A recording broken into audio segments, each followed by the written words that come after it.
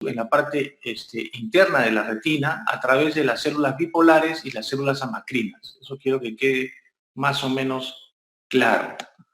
Esta sí es una imagen en la cual nos puede dar una idea más completa de cómo el estímulo luminoso va a pasar a través del nervio más importante que tenemos en el ojo, que es el nervio óptico. O sea, el nervio óptico, no olvidemos que es el que va a transmitir las imágenes del ojo hacia el quiasma y del quiasma hacia la zona occipital del cerebro.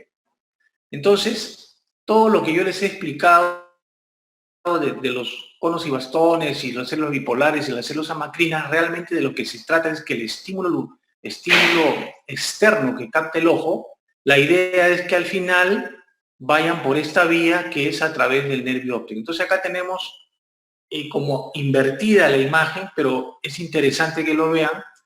Tenemos los receptores, o sea, esta imagen está invertida. Vamos a ir de la parte externa a la parte interna, lógicamente, porque está el nervio óptico en la retina.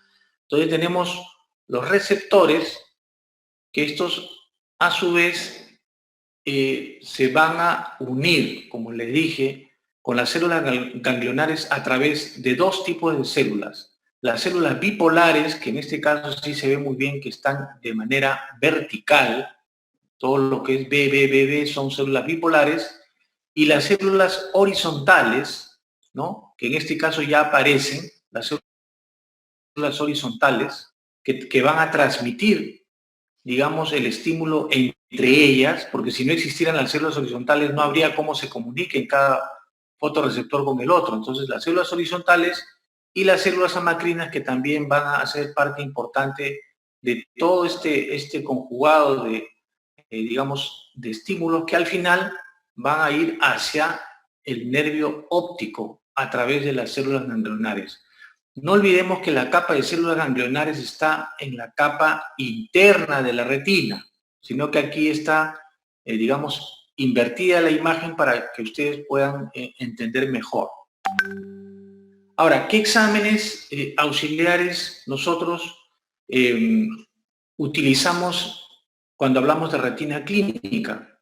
Generalmente hay actualmente 3 exámenes que se está usando con mayor, hay muchos más exámenes realmente, pero para el punto que ustedes son alumnos, lo que me interesa es que en la retina se van a usar la angiofluorescein. Como ustedes ven, estas fotografías son con colorante, es decir, se va a inyectar un colorante dentro de la vena y después, más o menos a los 8 o 12 segundos, comienzan a aparecer el colorante, a colorear los vasos de la retina y se van a comenzar a tomar fotos, ¿no? Entonces, lo que se usa es la fluoresceína al 5%. Entonces, ustedes pueden ver aquí, por ejemplo, estas zonas de fuga que se llama de hiperfluorescencia, que corresponde a un paciente diabético que donde estamos observando son neovasos que se están observando tanto en el disco como fuera de ellos. En esta parte derecha podemos observar estas zonas totalmente negras que nosotros le llamamos zonas de silencio angiográfico o zonas donde, digamos, hay una amputación, por decir así, de los vasos, y esa es la idea de este examen que es muy importante hasta el día de hoy. Luego tenemos la tomografía de coherencia óptica, que es el famoso OCT, y aquí también, si nosotros segmentamos esta fotografía, vamos a observar también todas las capas de la retina, ¿no? Esta es la hialoides posterior, que es parte del vítreo, pero después viene la membrana limitante interna, bueno, viene la capa de células nerviosas, células ganglionares, ¿no? Luego va a venir la capa plexiforme interna, bueno, la nuclear interna. O sea, digamos que para que uno pueda hacer un estudio realmente importante en esta tomografía, es necesario conocer la anatomía de la mácula. Esa foto que le mostré es muy interesante. Le dije, toda esta zona, como ustedes ven, vamos a ir de frente a la capa plexiforme externa y de ahí ya se va a venir la capa de fotorreceptores.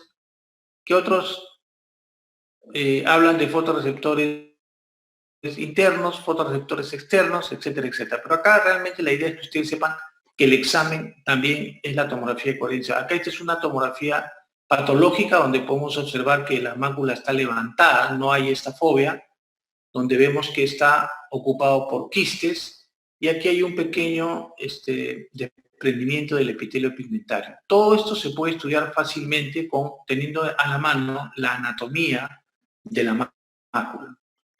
Lo último que tenemos en exámenes es el OCTA, que viene a ser una tomografía, pero asociada a una angiografía, pero aquí la diferencia está que no utilizamos colorante.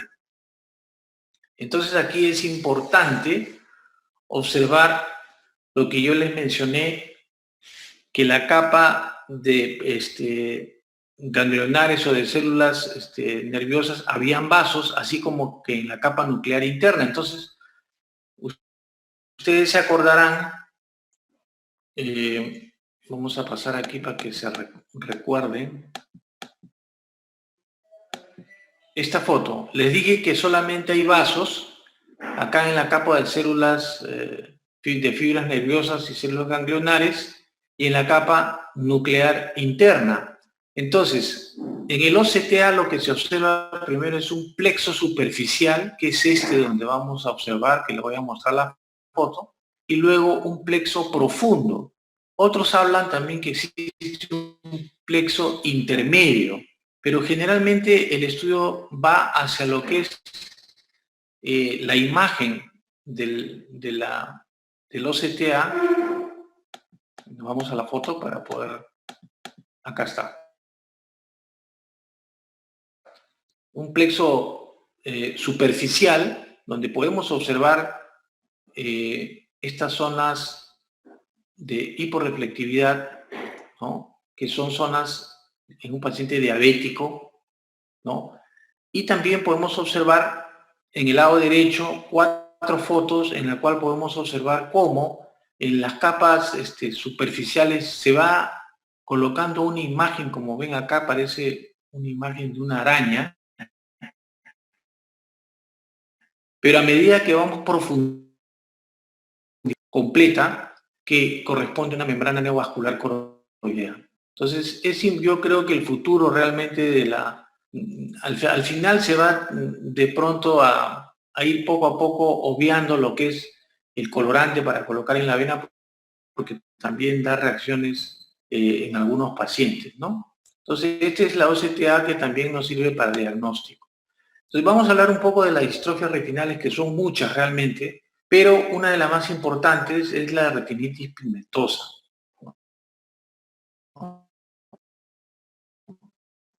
Es la enfermedad de Stargardt, la distrofia de cono, la enfermedad de Behçet o distrofia macular viteliforme. Entonces acá podríamos hacer una definición de lo que es una distrofia y lo que es una degeneración. Entonces la distrofia es una enfermedad hereditaria con tendencia a la progresión, o sea, va progresando con el tiempo y que va a afectar normalmente a ambos ojos. Eso es importante tomar la definición, que es una enfermedad hereditaria, que es progresiva y afecta a ambos ojos.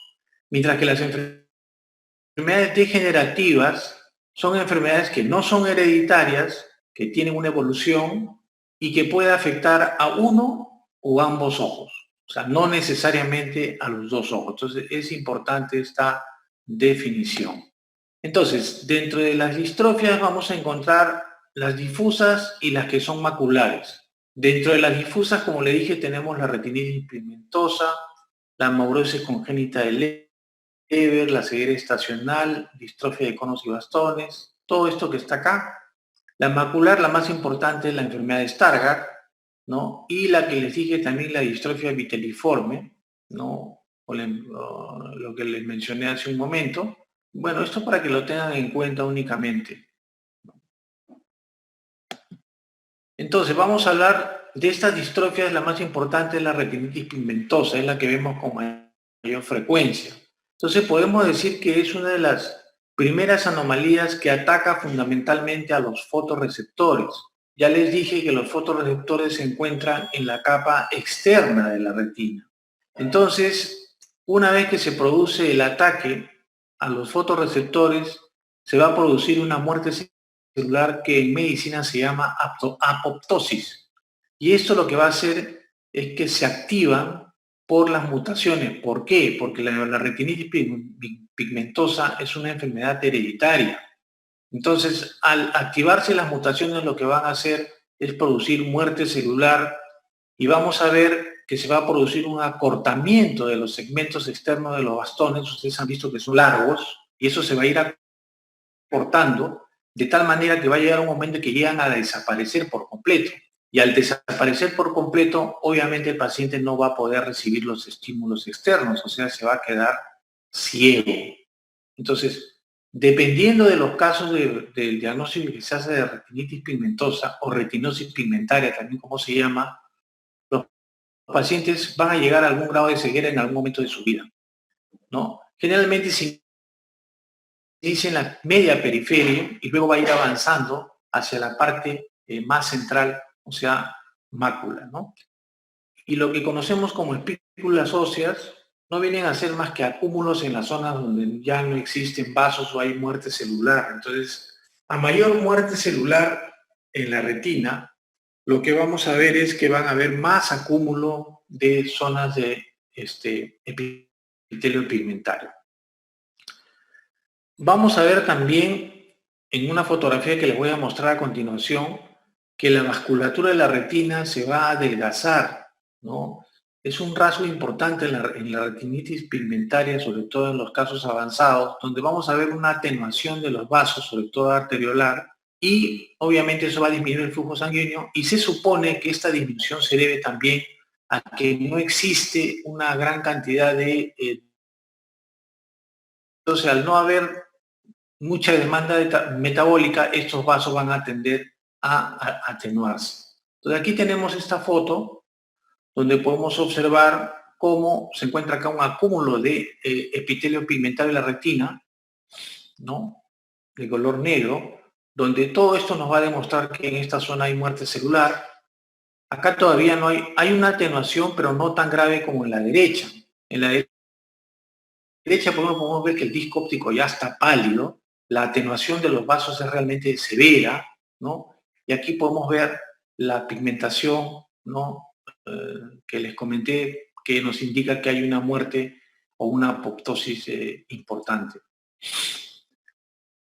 Ahora, es la distrofia retinal más frecuente, ¿no? A nivel mundial se cree que uno de cada 5.000 personas pueden tener esta enfermedad y generalmente la mayor cantidad de pacientes, casi el 60%, lo presentan, casos que se presentan en varones, ¿no? También he visto en mujeres, pero no con tanta frecuencia. Entonces, este cuadrito es interesante porque aquí podemos determinar que la retinosis pigmentaria o la retinitis pigmentosa son de tres tipos. El tipo autosómico recesivo, que es la más común, ¿no? En la cual podemos ver acá que la madre es la portadora, el padre es sano, y de su familia podemos observar que uno de sus hijos puede ser afectado. Cuando la madre es portadora, estamos hablando del tipo autosómico recesivo. Luego tenemos el tipo autosómico dominante, donde el que está afectado es el varón, o sea, el padre es el que tiene digamos, los genes, estos genes que mutan, la madre es normal, pero aquí, como es un gen dominante, hasta dos de sus familiares pueden tener la enfermedad, cuando el padre, digamos, tiene este gen.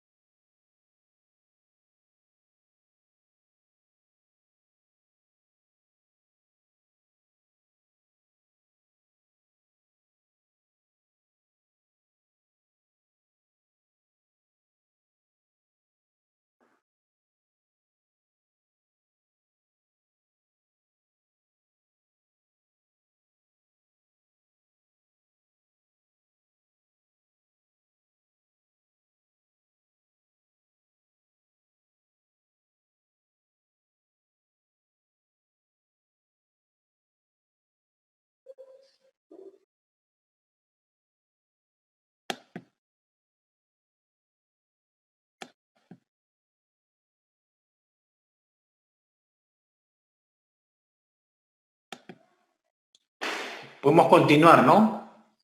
¿Sí? Podemos continuar, ¿no? Sí, doctor, sí se le escucha. No, lo que pasa es que acá en mi pantalla salió un pequeño... Bueno, entonces, ¿cuáles son los síntomas de la retinitis pigmentosa? La ceguera nocturna, hay pérdida del campo visual,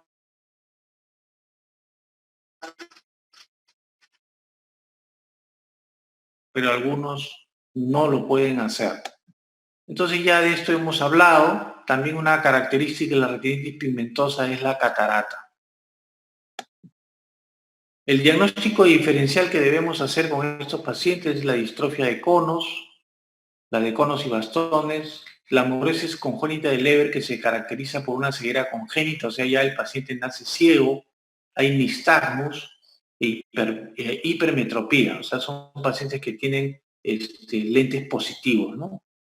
Luego tenemos el síndrome de Bardet-Biedl, el síndrome de BB, como le decimos como regla mnemotécnica, y este se caracteriza por una retinopatía del paciente, hay polidactilia, es decir, hay mayor cantidad de dedos, sea en la mano o en el pie, y también se caracteriza por obesidad, ¿no? Este es una síndrome de Bardet-Biedl, donde la retinopatía se puede confundir porque también hay zonas de espículas óseas, ¿no? Pero está este tipo de signos. Luego, por último, tenemos el síndrome de Refsum, donde hay una retinitis pigmentoria, pero está asociada a sordera, puede haber hepatopatía y alteraciones óseas. Entonces, estos son los diagnósticos diferenciales que debemos tener en la retinitis pigmentaria. ¿Y qué hay respecto al tratamiento de esta enfermedad? Se han intentado una serie de tratamientos y lo que tenemos al final es esto que, bueno, le llaman, no le dan un nombre adecuado, pero lo que sí les puedo decir es que es como una especie de ojo biónico, por decir así, en el sentido que al final se termina implantando a nivel de la mácula, como ustedes ven aquí, acá está el disco óptico, una placa que tiene una serie de electrodos, pero que con el tiempo estos electrodos se van a ir desapareciendo uno a uno y al final el paciente va a ir perdiendo la visión poco a poco. O sea, inicialmente ve, no vayan a creer que es una visión completa, pero por lo menos no se chocan, o sea, observan los objetos cercanos, evitan chocarse, pueden diferenciar las líneas, digamos, se pueden movilizar con lentitud, acompañar a una persona, pero lamentablemente estos electrodos se van a ir perdiendo y el paciente igual va a regresar a la ceguera. O sea, todavía no tenemos un tratamiento realmente para esta enfermedad. Bueno, este es el fin de la presentación y vamos a presentar otro tema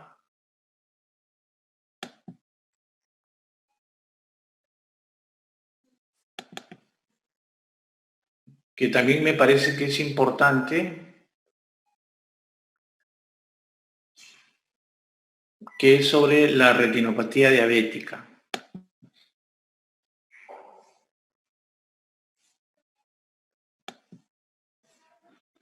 ¿Pueden ver la presentación?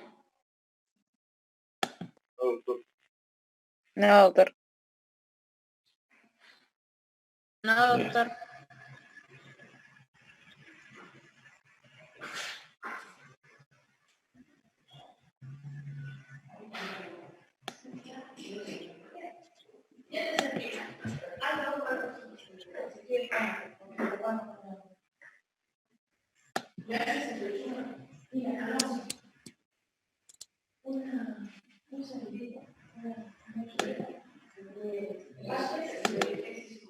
Ahora sí, ¿no? Sí, doctor, ahora sí. Ya. Entonces, los minutos que nos quedan, voy a hablarles un poquito de la retinopatía diabética, que también es una enfermedad que ustedes deben tener en cuenta. Esto sí es importante. ¿Hay más participantes o no? No, ¿no? Ya, entonces, vamos a hablar un poco de la retinopatía diabética, que es una enfermedad vascular de la retina, y acá podemos mencionar algunos datos que son importantes. Sobre todo vamos a hablar un poco de la epidemiología.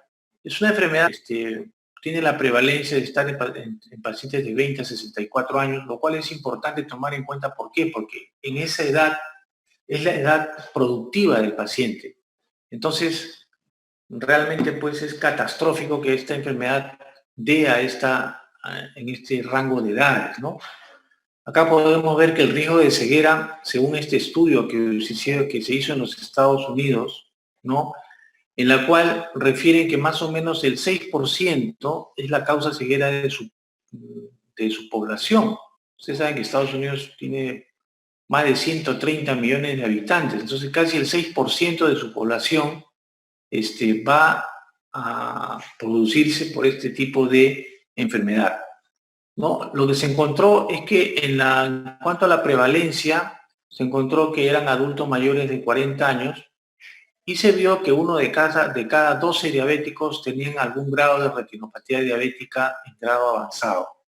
Ahora, lo que quiero que quede claro para ustedes es lo siguiente: no hay que confundir la diabetes, que es una enfermedad orgánica, con la retinopatía diabética. La retinopatía diabética lo que viene a hacer es digamos, una patología secundaria a la enfermedad que es la diabetes, que puede ser, ya ustedes saben, de tipo 1 o de tipo 2. Entonces, acá en México también, que tiene una gran población, también se hizo un estudio pequeño con 100 diabéticos, pero con un estudio a largo plazo de 12 años, donde se observó que la incidencia y la progresión de la retinopatía diabética fue más o menos del 14% y 32% respectivamente. Entonces, para que ustedes vean cómo va progresando la enfermedad.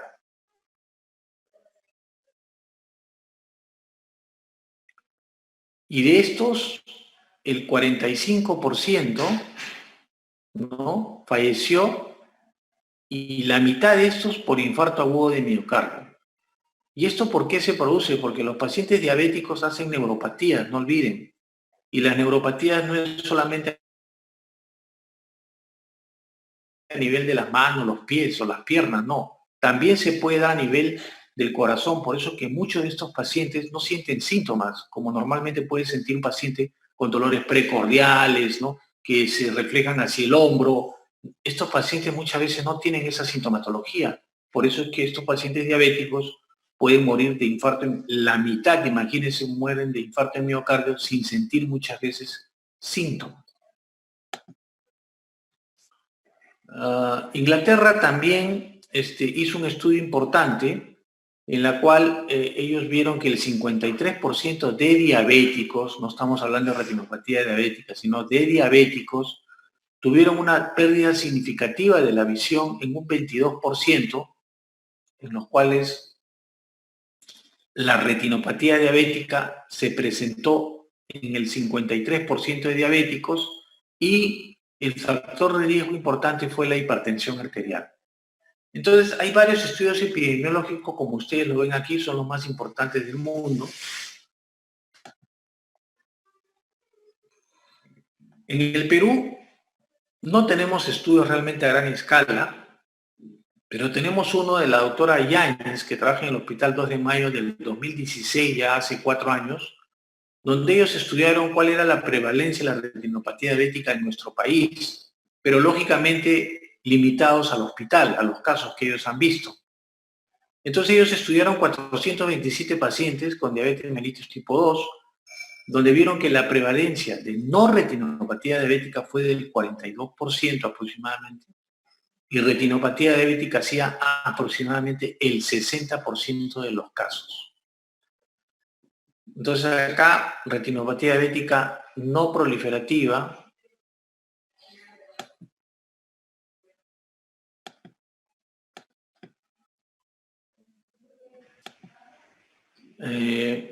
casi el 48%, y retinopatía diabética proliferativa solamente el 10% de los casos. La ceguera que ellos observaron fue de 12% aproximadamente. Bueno, es un estudio pequeño, pero de todas maneras vale el hecho de que se hayan dedicado a hacer esta investigación.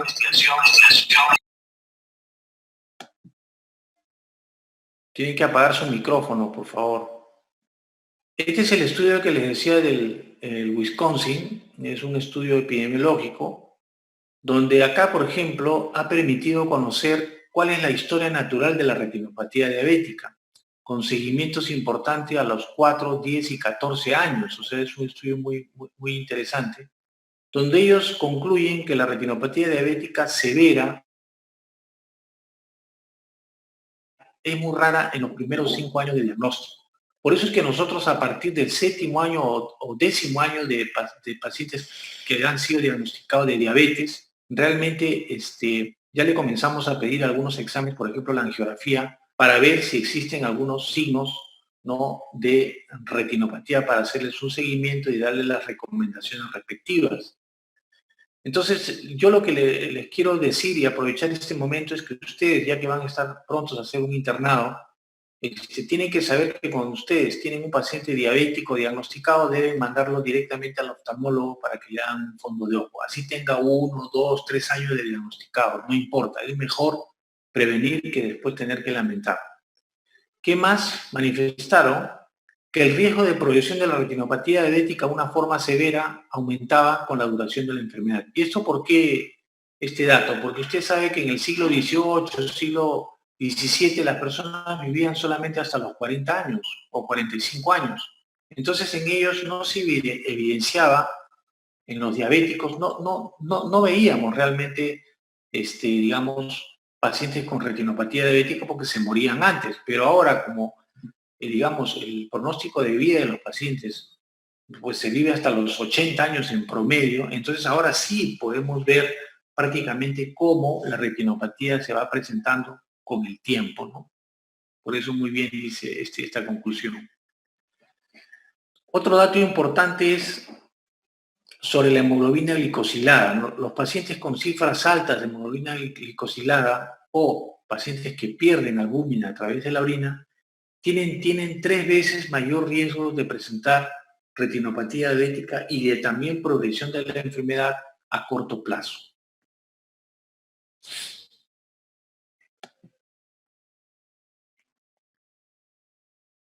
Este es otro estudio que les dije que era importante, que es del United, que se hizo en Inglaterra, United Kingdom. Es un estudio prospectivo también interesante, donde ellos hacen un estudio de los pacientes diabéticos tipo 2, donde se evalúa cuál es el beneficio del tratamiento optimizado con insulina. Entonces, ellos concluyen que optimizando la glicemia y con una hemoglobina glicosilada menor de 7%, este se traducía en una disminución del riesgo de progresión de la retinopatía diabética.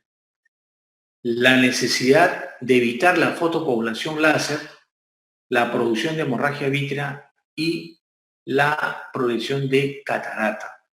Eso significa que los pacientes que manejan hemoglobina glicosilada mayor de 7, lógicamente tienen mayor riesgo de progresión de la retinopatía diabética, la necesidad de usar fotocoagulación, pueden hacer hemorragia vítrea y también cirugía de catarata. Demostró también que el control de la hipertensión arterial y la hiperlipidemia hacían disminuir la aparición y progresión del edema macular. Bueno, acá yo solamente quiero decirles 3 cositas. Cuando un paciente diabético tiene controlado su glicemia, si es hipertenso, su hipertensión arterial, y la hiperlipidemia, es decir, que los lípidos, triglicéridos y colesterol se encuentran en los niveles normales, ese paciente va a tener el beneficio de que la enfermedad no progrese, y si progresa lo hace muy lentamente a través del tiempo. Entonces, esto es lo que debe quedar como conclusión importante este estudio que se realizó en Inglaterra. Por último, tenemos este TRIA, es una investigación que habla de las complicaciones de la diabetes, en el cual también es un estudio prospectivo, aleatorizado, es un estudio muy serio, donde hablan de los diabéticos tipo 1 unos con retinopatía diabética y otros con retinopatía diabética leve o moderada. Y en este estudio también lo que se usó en forma intensiva fue la insulina para tratar de ver cuál es la evolución de estos pacientes en el tiempo. Entonces, ellos concluyen que cuando éstas se instauran lo antes posible, lógicamente van a disminuir la incidencia de nuevos casos y de la progresión de la enfermedad a forma severa. Pero acá estamos hablando de los diabéticos que son insulinodependientes, o sea, de los tipo 1. ¿Cuáles son los factores de riesgo en la retinopatía diabética? Uno, el tiempo de evolución, es decir, a mayor año de diabético, tiene mayor probabilidad de presentar algún tipo de retinopatía diabética. Por ejemplo, el 98% de diabéticos tipo 1 y el 60% de diabéticos tipo 2 van a sufrir retinopatía diabética en alguno de sus grados en un tiempo de 20 años de evolución de enfermedad. Como ya les dije, de todas maneras lo vuelvo a recalcar, deficiente control glicémico es un factor de riesgo, un mal control de la hipertensión arterial, un mal control de la hiperlipidemia. Estos pacientes generalmente tienen anemia asociada a la diabetes. Cambios hormonales, por ejemplo, como la pubertad o el embarazo, pueden disparar o acelerar la aparición de retinopatía diabética, y también los factores genéticos, sobre todo este alelo, el DR4, que está relacionado con el tema de la diabetes y retinopatía diabética. Entonces acá los factores de riesgo creo que ya les he mencionado, que es importante la hiperlipidemia, la hipertensión arterial, ¿no? La glicemia, es muy importante controlarlo. ¿Qué otros factores de riesgo asociados que, digamos, no vienen a ser lo que yo les he mencionado, los tres que son importantes, pero de todas maneras hay que tenerlos en cuenta, ¿no? Por ejemplo, la microalbuminuria, que es un marcador de enfermedad microvascular, que también aumenta la probabilidad de desarrollar retinopatía diabética. Ya la hipertensión ocular, o sea, los pacientes diabéticos tienen probabilidad de hacer glaucoma, pueden hacer oclusiones de vena retiniana, ¿no? Los traumatismos oculares en pacientes diabéticos también pueden desencadenar una retinopatía diabética. Los tratamientos con cáncer que reciben radioterapia también pueden disparar este problema de la retinopatía diabética. Pero también tenemos algunos factores locales que protegen, como la miopía alta, la atrofia del epitelio pigmentario, el desprendimiento de vítreo posterior, también hacen de que, digamos, los pacientes no hagan retinopatía diabética en forma temprana. Ahora, tenemos que hablar de cuáles son los factores modificables y no modificables en la enfermedad. Entonces, por ejemplo, aquí, ¿cuáles son los factores no modificables? Los factores genéticos. Eso no lo podemos modificar. Entonces, hay un grupo de estudio que demostró que los familiares de padres con retinopatía diabética tienen un mayor riesgo de hacer retinopatía diabética, es decir, los hijos, ¿no? Gon hizo un estudio en el cual vio que la retinopatía diabética se presentaba en negros, en hispanos, en blancos, pero si ustedes ven los porcentajes no son, digamos, significativamente, o digamos, no tienen un grado significativo, por lo tanto, se puede dar en cualquier raza. No tiene una raza predilecta, por ejemplo, como la degeneración macular, ¿no? Que generalmente da a los caucásicos, a los blancos.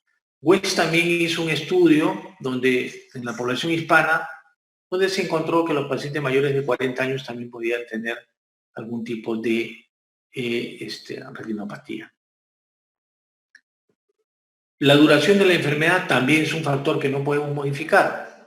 Entonces, existe una relación directa entre el desarrollo de la retinopatía diabética y los años de evolución. Eso es lo que ya les he mencionado, ¿no? Mientras el paciente viva más, tiene mayor probabilidad de que nosotros podamos ver signos y síntomas de la retinopatía diabética.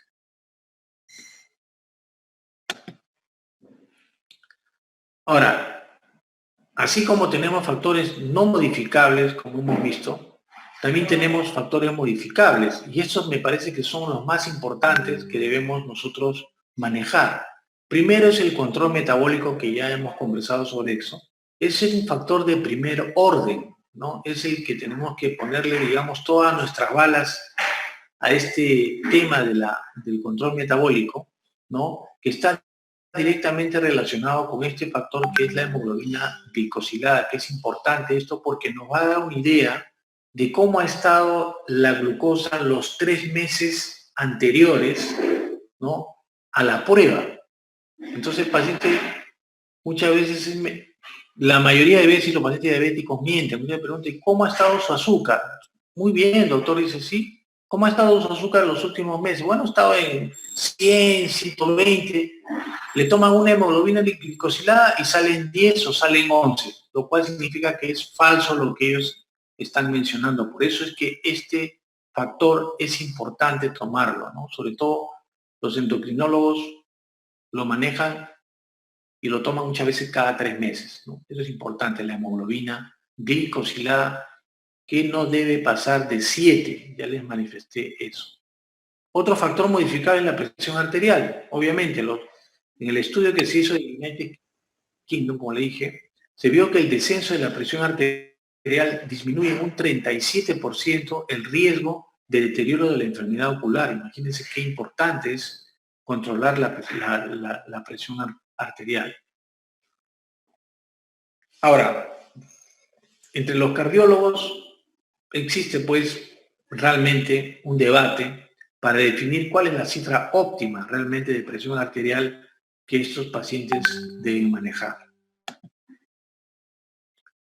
Otro factor que podemos modificar es los lípidos, que ya les había mencionado, que se va a relacionar con el sudado y gravedad de la retinopatía diabética, ¿no?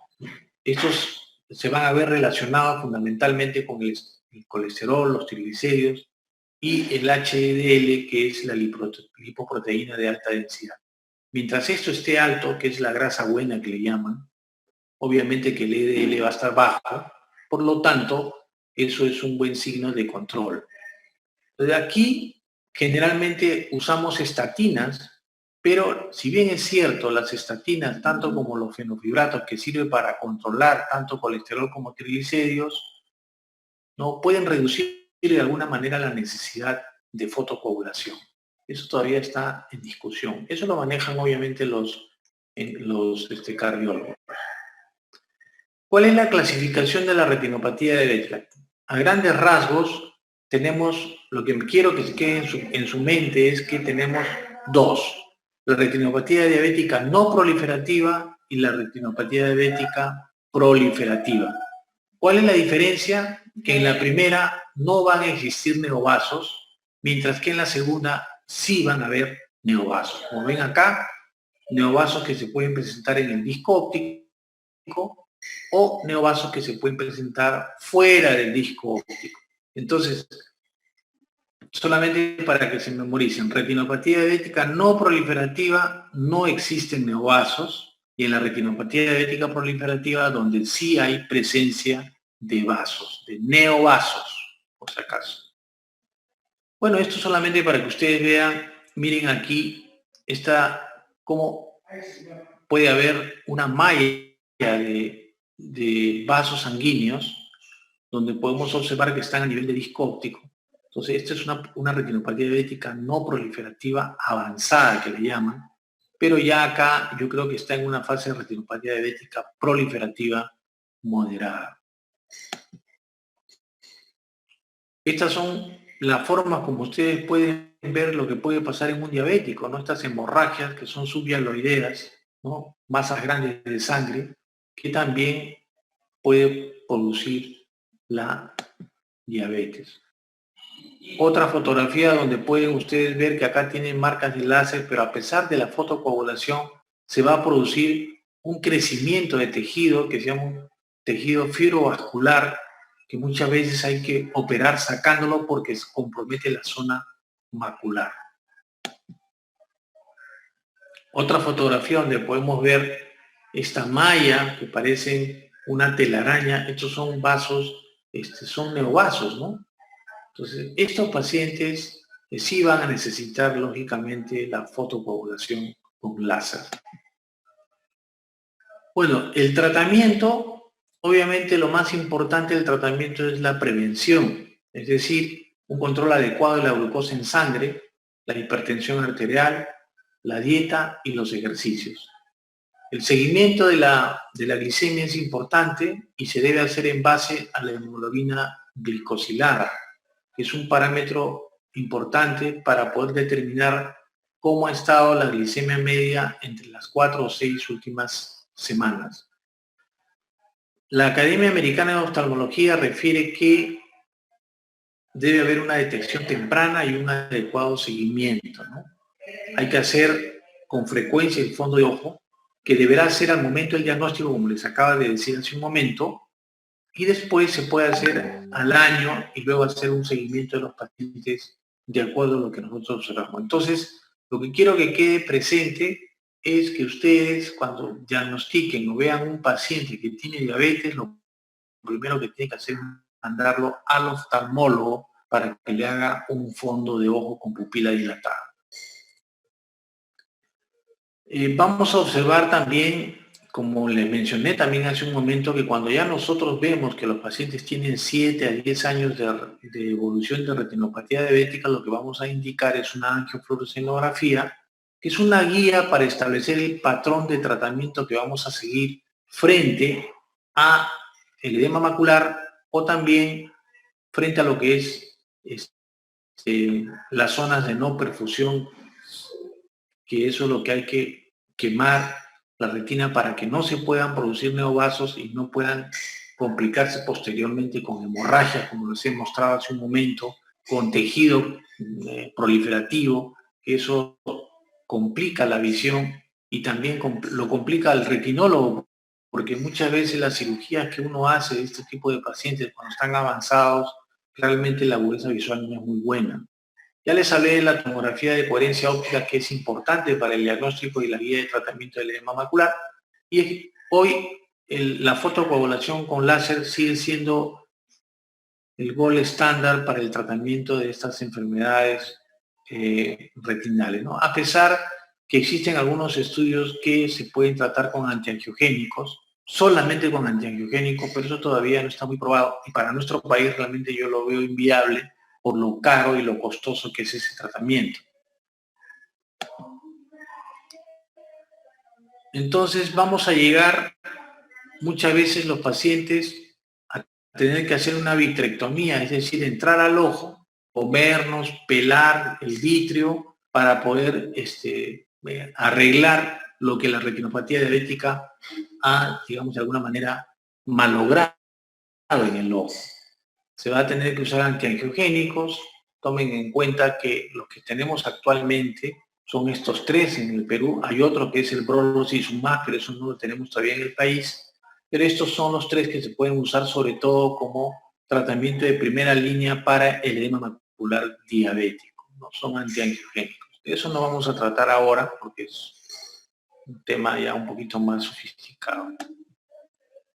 Por último, quiero pasarles este video donde ustedes ven que hay una gran hemorragia en el ojo y lo que vamos a hacer, esta punta que ven es la punta de vitrectomía y lo que hacemos es comernos justamente toda esa sangre. El paciente lógicamente va a tener una mala visión por esta cantidad de sangre. Es un paciente obviamente mal controlado de su diabetes, de su hipertensión arterial. Entonces eso es a lo que nos lleva. Ustedes ven esa zona blanca aquí. Eso de acá es proliferación fibrovascular que lo estamos tratando de pelar, ¿no? En este momento, ¿no? Esto es la hialoides, que está muy bien pegada en estos pacientes. Acá lo que hacemos es tratar de jalar y comernos esta proliferación.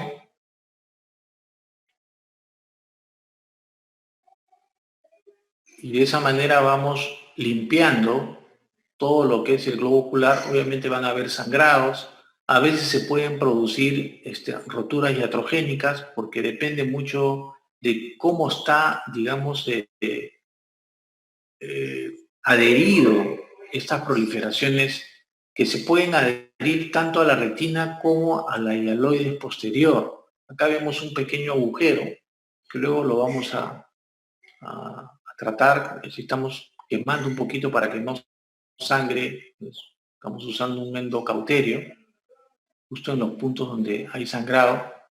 Ponemos un poquito de perfluorocarbono, que es un líquido pesado, aplanamos la retina, luego colocamos láser. Entonces, ustedes pueden ver ahí cuál es la utilidad realmente de la cirugía vítrea para resolver un caso que aparentemente estaba muy feíto, ¿no? Muy malo el caso. Pero afortunadamente el paciente quedó, digamos, quirúrgicamente bien. Ahora habría que esperar cuál es la evolución en cuanto a su visión.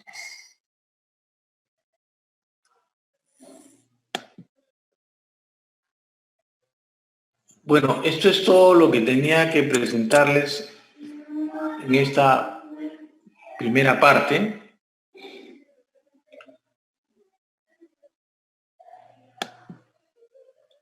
¿Me escuchan? Sí, doctor. Bueno, nos hemos pasado. Era solo de 40 minutos, pero casi ya estamos por comenzar la segunda, el segundo, que es a las 11, donde vamos a hablar de retina quirúrgica. Bueno, acá sí